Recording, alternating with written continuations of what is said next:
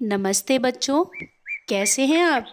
उम्मीद करती हूँ आती हुई सर्दियों में आप सभी अपना बहुत अच्छे से ध्यान रख रहे होंगे। आज आपके लिए मैं एक पहेली लेकर आई हूँ।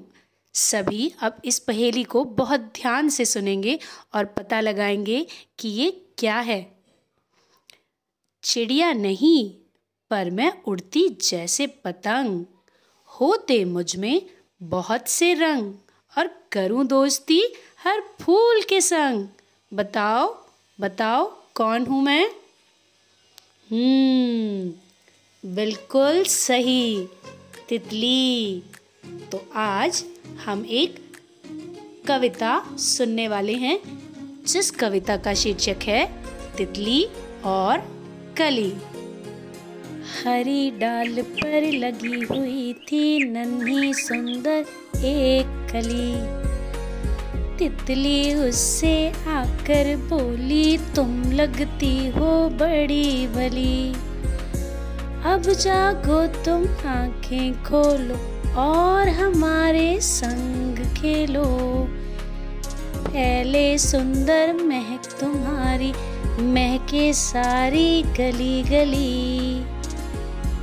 कली छिटक कर खिली रंगीली, तुरंत खेल की सुनकर बात, साथ हवा के लगी भागने, तितली छूने उसे चली। हरी डाल पर लगी हुई थी नन्ही सुंदर एक कली। तो कैसी लगी आपको ये कविता? इस कविता में एक तितली एक छोटी सी कली से खेलने के लिए कह रही है और खेलने की बात सुनकर कली बहुत खुश होकर हवा के साथ भागने लगी है। तो आइए अब हम इस पाठ में आए कुछ कठिन शब्दों के लेखन का अभ्यास करते हैं। नन्ही, भली, आंखें, संग, सुंदर, तुम्हारी, खिली, रंगीली, तुरंत। अब हम आगे बढ़ते हैं एक बहुत मजेदार सी कविता के साथ। सीता, गीता और बबीता, लाई मीना एक पपीता, दीपक आया चक्री लाया, नीरज जल की गगरी लाया, तभी आ गई दीदी मीरा, वह लाई ककड़ी और खीरा।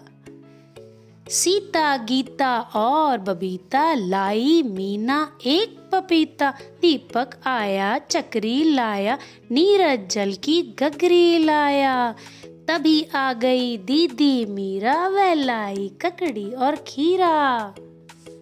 तो कैसी लगी आपको ये कविता? अब हम इस कविता में आए कुछ शब्दों को पढ़ते हैं। वह हमने लाल रंग से दर्शाए हुए हैं। सीता, गीता, बबीता, मीना, पपीता, दीपक, चक्री, नीरज, की, गगरी, तभी, दीदी, मीरा, ककड़ी, खीरा। इन सभी शब्दों को हम बहुत ध्यान से देखते हैं। इन सभी में बड़ी ई की मात्रा का प्रयोग हुआ है। इसका अभ्यास आप स्वयं करेंगे। अब हम मिलेंगे एक नए पाठ के साथ। धन्यवाद बच्चों।